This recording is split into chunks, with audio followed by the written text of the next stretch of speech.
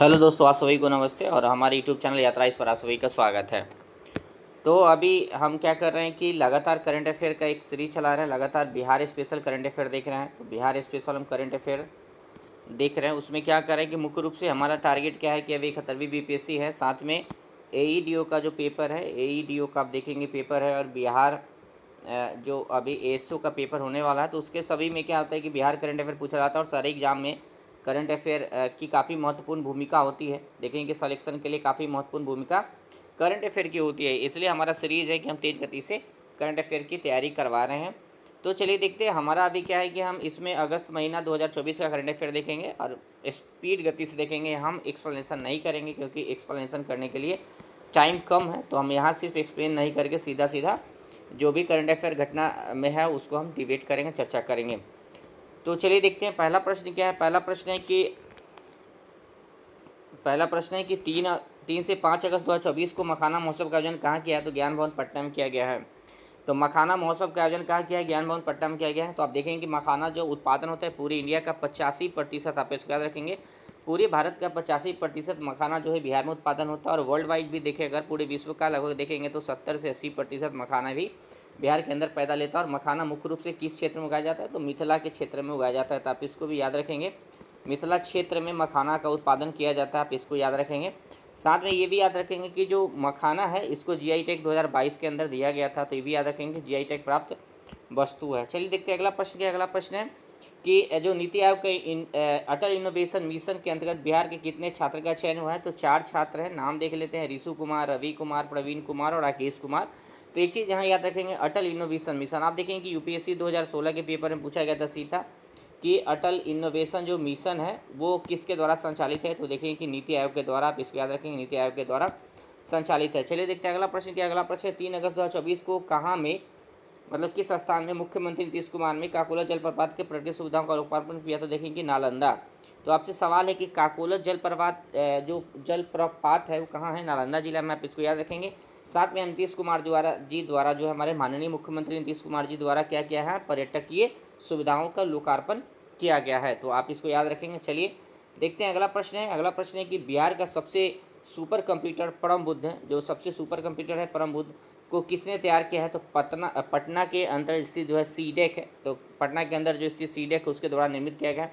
तो दो बातें आप याद रखेंगे, बिहार का पहला सुपर कंप्यूटर का नाम क्या है? तो परम बुद्ध नाम है इनका, परम बुद्ध नाम है, आप इसको याद रखेंगे। बिहार का पहला सुपर कंप्यूटर है, और साथ में इसका विकास कौन किया है? तो सीडेक के द्वारा किया गया है। जो पटना सेंटर है सीडेक का, उसके द्वारा इसका विकास किया गया है। तो आप ये दो बात याद रखेंगे। चलिए देखते हैं अगला प्रश्न क्या है। अगला करंट अफेयर है कि 12 अगस्त 2024 को जारी राष्ट्रीय संस्थागत रैंकिंग फ्रेमवर्क में पटना आईआईटी का कौन सा स्थान मिला है? तो 34वां मिला है। सो याद रखेंगे कि पटना आईआईटी है उसको 34वां स्थान प्राप्त हुआ। आगे देखते हैं अगला प्रश्न है। 28 अगस्त 2024 को मुख्यमंत्री नीतीश कुमार ने कहाँ में निर्मित खेल विश्वविद्यालय एवं खेल अकेडमी का लोकार्पण किया? तो राजगीर, आप इसको भी याद रखेंगे। तो इसका लोकार्पण किया गया है नीतीश कुमार जी के द्वारा, माननीय मुख्यमंत्री के द्वारा। तो अब दो बातें याद रखेंगे, अभी बिहार के अंदर जो खेल अकेडमी है कहाँ बन रहा है खेल विश्वविद्यालय? तो राजगीर में। क्रिकेट स्टेडियम भी यहीं बन रहा है। क्रिकेट स्टेडियम का भी निर्माण कहाँ हो रहा है? राजगीर के अंदर किया जा रहा है, इसको याद रखेंगे। चलिए देखते हैं अगला करंट अफेयर क्या है। अंतर्राष्ट्रीय सुविधाओं से युक्त खेल गांव सिटी बिहार के किस जिला में बनाई जाएगी? तो पटना में। तो अंतर्राष्ट्रीय सुविधाओं से युक्त खेल गांव सिटी कहाँ बनाया जाएगा? पटना जिला के अंदर बनाया जाएगा, इसको याद रखेंगे। चलिए देखते हैं अगला करंट अफेयर क्या है। मिस यूनिवर्स बिहार प्रतियोगिता में किस जिला की काजल रानी को मिस यूनिवर्स चुनी गई है? तो पटना की है, और ये काजल रानी। तो दो बात याद रखेंगे, मिस यूनिवर्स बिहार कौन प्रतियोगिता जीती है? तो उनका नाम काजल रानी है, और ये कहाँ की है? पटना की है। तो ये दो बात आप याद रखेंगे। आगे देखते हैं अगला करंट अफेयर क्या है। तो अगला करंट अफेयर देखेंगे कि अगला करंट अफेयर कि मैसूर में आयोजित गोल्फ टूर्नामेंट में पटना के अमरराज को कौन सा स्थान प्राप्त हुआ? तो दूसरा स्थान प्राप्त हुआ है। तो आप याद रखेंगे, मैसूर में आयोजित गोल्फ टूर्नामेंट में पटना के अमरराज को दूसरा स्थान प्राप्त हुआ है। आगे देखते हैं अगला प्रश्न है। महावीर मंदिर न्यास द्वारा पूर्वी चंपारण के कैथवलिया में निर्माणाधीन विराट रामायण मंदिर की ऊंचाई कितनी है? तो 270 फीट है। आप दो बातें याद रखेंगे। पहला तो यही याद रखेंगे कि जो विराट रामायण मंदिर बनाया जा रहा है वो पूर्वी चंपारण के कैथवलिया जो है जगह है वहाँ बनाया जाता है। तो कैथवलिया जगह याद रखेंगे, पूर्वी चंपारण याद रखेंगे। साथ में उसकी ऊंचाई कितनी होगी?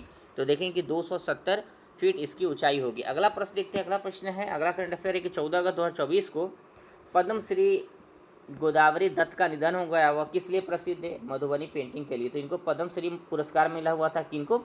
गोदावरी दत्त जी को, और इनका निधन हो गया और ये मधुबनी पेंटिंग के लिए प्रसिद्ध थे। चलिए देखते हैं अगला प्रश्न क्या है। अगला प्रश्न है कि बिहार के मनोज वाजपेयी की किस फिल्म ने 70वीं राष्ट्रीय फिल्म पुरस्कार 2024 में सर्वश्रेष्ठ हिंदी पुरस्कार फिल्म का पुरस्कार जीता है? तो देखिए सर्वश्रेष्ठ हिंदी फिल्म का पुरस्कार गुलमोहर जीता गया है। तो आप इसको याद रखेंगे, गुलमोहर। और इसका अभिनेता कौन है? मनोज वाजपेयी है। मनोज वाजपेयी जी का घर कहाँ है? बेतिया में अंदर है, पश्चिमी चंपारण बेतिया में। तो आप इसको भी याद रखेंगे। चलिए देखते हैं अगला प्रश्न है। अगला प्रश्न है कि भारत के 78वें राष्ट्रीय स्वतंत्रता दिवस के अवसर पर न्यूयॉर्क के मैनहट्टन में आयोजित इंडिया डे पैरेड में मुख्य अतिथि कौन थे? पंकज त्रिपाठी जी। और पंकज त्रिपाठी जी भी कलाकार है, बिहार के प्रसिद्ध कलाकार है, प्रसिद्ध एक्टर है। चलिए देखते हैं अगला प्रश्न क्या है। 18 अगस्त 2024 को किसके द्वारा लिखित पुस्तक बिहार का गांधी नीतीश कुमार का लोकार्पण किया गया है? तो देखेंगे बिहार का गांधी नीतीश कुमार अशोक चौधरी और शांभवी चौधरी द्वारा लिखा गया था। अब इसको भी याद रखेंगे, अशोक चौधरी और शांभवी चौधरी द्वारा लिखा गया है। अगला प्रश्न देखते हैं। अगला प्रश्न है 28 अगस्त 2024 को बिहार के किस जिले के शैलेश कुमार का चयन पेरिस ओलंपिक 2024 हाई जंप के लिए किया गया है? तो जमुई जिला के हैं। तो जमुई जिला के शैलेश कुमार है और इनका चयन जो है पेरिस ओलंपिक के लिए किया गया है और पेरिस ओलंपिक में क्या करेंगे? हाई जंप प्रतियोगिता में शामिल होंगे। चलिए देखते हैं अगला प्रश्न है। अगला करंट अफेयर क्या है कि 22 अगस्त 2024 को बिहार के शिक्षा विभाग के अनुसार बिहार की विश्वविद्यालय वित्तीय वर्ष 25-26 में बजटीय मांगे केवल शिक्षा मंत्रालय द्वारा विकसित एक पोर्टल के माध्यम से प्राप्त कर सकेंगे। इस पोर्टल का नाम क्या है? समर्थ पोर्टल। तो आप एक बात याद रखेंगे, जो समर्थ पोर्टल है इसमें क्या किया कि बिहार सरकार के द्वारा विकसित किया गया है और जो भी शिक्षा विभाग जो है विश्वविद्यालय को आवंटित किया है उसको इसी पोर्टल के माध्यम से विश्वविद्यालय जो है फंड का डिमांड कर सकता है, या फिर यूँ कहें कि विश्वविद्यालय को इसी पोर्टल के माध्यम से फंड दिया जाएगा बिहार सरकार के द्वारा।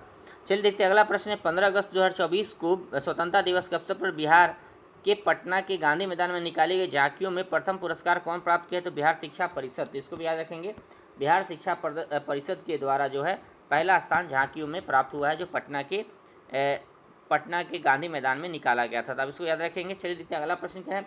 अगला प्रश्न है कि स्वतंत्रता दिवस के मौके पर बिहार पुलिस के 2 पुलिस अधिकारियों को विभाग में विशिष्ट सेवा के लिए राष्ट्रपति पदक की घोषणा की गई है। तो ये 2 पुलिस अधिकारी एक संजय सिंह है और राजेश कुमार शर्मा है। तो संजय सिंह और राजेश कुमार शर्मा को जो है विशिष्ट सेवा के लिए राष्ट्रपति पदक प्रदान किया जाएगा। चलिए देखते हैं अगला प्रश्न। देखते हैं अगला प्रश्न क्या है। 13 अगस्त 2024 को बैडमिंटन विश्व महासंघ ने डोपिंग रोधी नियमों के उल्लंघन के लिए पैरा बैडमिंटन खिलाड़ी प्रमोद भगत को 18 महीने के लिए निलंबित कर दिया गया। उनका जन्म बिहार के किस जिले में हुआ था? तो वैशाली जिले में। ये हाजीपुर से थे और ये उड़ीसा में रह के उड़ीसा में ये ट्रेनिंग लेते थे, चाहे वहाँ भी वो रह के खेल खेलते हैं। तो इनको क्या किया गया है कि डोपिंग के कारण प्रतिबंध लगा दिया गया है। तो आप याद रखेंगे प्रमोद भगत क्या है? पैरा खिलाड़ी हैं और पैरा बैडमिंटन खिलाड़ी हैं। इसको याद रखेंगे, पैरा बैडमिंटन खिलाड़ी हैं और कहाँ के हैं? वैशाली जिला से हैं। चलिए आगे देखते हैं अगला प्रश्न क्या है। 12 अगस्त 2024 को बिहार सरकार ने राष्ट्रीय शिक्षक जो पुरस्कार 2024 के लिए कितने शिक्षकों को नामित किया है? तो बिहार की तरफ से 6 शिक्षकों को नामित किया गया था। किस लिए? राष्ट्रीय शिक्षक पुरस्कार के लिए। तो आप इसको याद रखेंगे। चलिए देखते हैं अगला प्रश्न क्या है। अगला जो करंट अफेयर है कि 8 अगस्त 2024 को बिहार सरकार ने मंदिरों, मठों, ट्रस्टों के पंजीकरण को अनिवार्य करने के निर्देश दिया है। यह प्रावधान किस अधिनियम के तहत है? तो बिहार हिंदू धार्मिक ट्रस्ट अधिनियम 1950। तो आप इसको याद रखेंगे, बिहार हिंदू धार्मिक ट्रस्ट अधिनियम 1950 है। इनके अंतर्गत जो है जितने भी मंदिर है, मठ है, उस सभी को क्या करना है कि रजिस्टर्ड कराना जरूरी है एक ट्रस्ट के रूप में इस एक्ट के तहत। चलिए देखते हैं अगला प्रश्न है।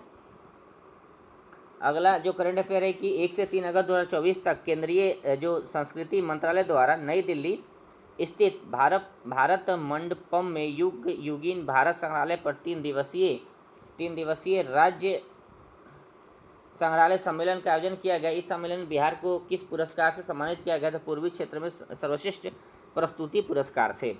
तो आप इसको याद रखेंगे। मैं एक बार पढ़ देता हूँ इसको। 1 से 3 अगस्त 2024 को केंद्रीय संस्कृति मंत्रालय द्वारा नई दिल्ली में स्थित भारत मंडपम में युगीन भारत संग्रहालय पर 3 दिवसीय राज्य संग्रहालय सम्मेलन का आयोजन किया गया और इस सम्मेलन में बिहार को जो पुरस्कार प्राप्त हुआ उसमें पूर्वी क्षेत्र में सर्वश्रेष्ठ प्रस्तुति पुरस्कार से सम्मानित किया गया है बिहार को। तो इसको भी याद रखेंगे। अगला जो करंट अफेयर है कि चर्चा में रहा बिहार का जो सिंहेश्वर मंदिर है किस स्थान पे है? जहानाबाद में। तो सिंहेश्वर स्थान जो मंदिर है कहाँ है? जहानाबाद में। आप इसको भी याद रखेंगे। अगला जो करंट अफेयर है कि बिहार सरकार ने थैलेसीमिया से पीड़ित रोगियों के लिए बाल थैलेसीमिया योजना को स्वीकृति प्रदान की है। इसके तहत थैलेसीमिया पीड़ित बच्चों को बोन ट्रांसप्लांट कराने के लिए मुख्यमंत्री चिकित्सा सहायता कोष से कितने रुपए दिए जाएंगे? तो 15 लाख रुपए दिए जाएंगे। तो जो भी थैलेसीमिया से पीड़ित लोग हैं उनको क्या करना है कि बोन ट्रांसप्लांट कराने के लिए मुख्यमंत्री चिकित्सा सहायता कोष से 15 लाख रुपया दिया जाएगा। तो आप इसको याद रखेंगे, ये प्रश्न पूछा जा सकता है। अगला जो प्रश्न है और अंतिम प्रश्न है कि बिहार की गैर परंपरागत बिजली को बढ़ावा देने वाली जल जीवन हरियाली मिशन के तहत निवेश करने की दिशा में किस देश ने कार्य शुरू किया है? तो ऑस्ट्रेलिया ने। तो आप इसको भी याद रखेंगे। बिहार की जो गैर परंपरागत बिजली को बढ़ावा देने के लिए जल जीवन हरियाली मिशन के तहत निवेश करने की दिशा में किस देश ने कार्य शुरू किया है? तो ऑस्ट्रेलिया जो है जल जीवन हरियाली मिशन के तहत बिहार में निवेश करने जा रहा है। तो आप इसको भी याद रखेंगे। तो ये हमारा वीडियो था। और अभी देखिए हम तो जो आगे हमारा ये जो यूट्यूब चैनल है इस पर मैं बहुत सारा कार्य करने वाला हूँ। तो फिलहाल तो मैं अभी यही कर रहा हूँ कि आप लोगों को तेज़ गति से अभी हम प्रोवाइड करा रहे हैं जो करंट अफेयर है। साथ में अभी हमारे पास जो है लैपटॉप नहीं है, तो इसकी वजह से हम बहुत सारा बेहतर तरीके से इसको जो अपना PDF बना के हम डाल नहीं रहे। तो आगे मैं ये सब काम करूँगा। तो thank you for watching me, please subscribe my channel and share it. Thank you.